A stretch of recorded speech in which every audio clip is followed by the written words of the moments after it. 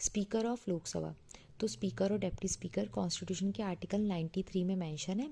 अब पार्लियामेंट के दो घर होते हैं, लोकसभा और राज्यसभा, दोनों के पास अपना अपना एक प्रिजाइडिंग ऑफिसर होता है जो क्या करता है, घर के हाउस की ऑर्डर और डिसिप्लिन मेंटेन करके रखता है, डेकोरम मेंटेन करके रखता है, रूल्स और प्रोसीजर्स बताता है।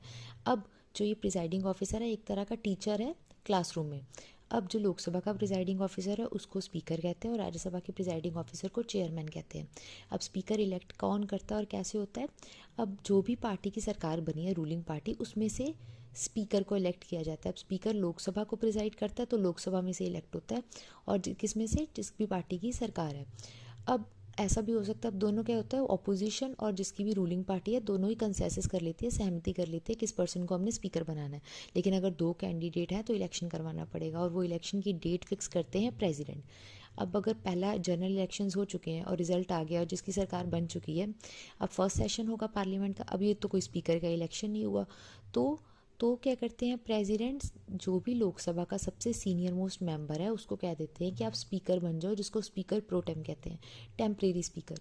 तो इनका क्या काम होता है, पहली सिटिंग को प्रिजाइड करना, और जितने भी नए मेंबर हैं, नए मेंबर ऑफ पार्लियामेंट है, लोकसभा के मेंबर, हाउस के मेंबर हैं, उनकी शपथ को एडमिनिस्टर करना और नए स्पीकर के इलेक्शन करवाना। जैसे ही इलेक्शन हो जाएंगे स्पीकर के, नए स्पीकर के, तो स्पीकर प्रोटेम की पोस्ट है, इसका काम है, वो ख़त्म हो जाएगा।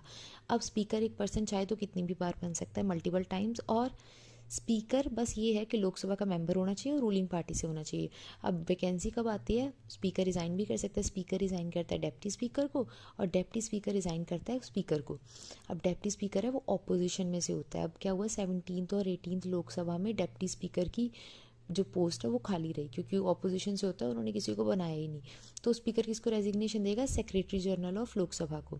अब अगर रिमूव करना है तो रिमूव करने के लिए पहले नोटिस, रिटर्न में नोटिस 50 लोगों को देना है, 50 मेंबर्स लोकसभा के मेंबर्स को देना है, किसको, सेक्रेटरी जनरल ऑफ लोकसभा को। अब ये नोटिस देने के बाद जब प्रोसेस स्टार्ट करना है, 14 दिन पहले नोटिस देना पड़ेगा स्पीकर को कि आपको जो हटाने का प्रोसेस है वो 14 डेज बाद स्टार्ट होगा। अब स्पीकर को रिमूव करने के लिए अफेक्टिव मेजॉरिटी चाहिए लोकसभा की, राज्यसभा का कुछ भी रोल नहीं है। अफेक्टिव मेजॉरिटी क्या होती है, सपोज कर लो 545 सीट्स हैं लोकसभा में और 5 सीटें खाली रही हैं, तो जो खाली सीट है उसको माइनस कर दो, 545 माइनस 5, 540 आ गया। अब इसका 50% + 1 मतलब 271 लोग अगर सपोर्ट करेंगे रेजोल्यूशन को तो ही स्पीकर हटेंगे। अब स्पीकर भी वोट कर सकते हैं इस जो वोटिंग में।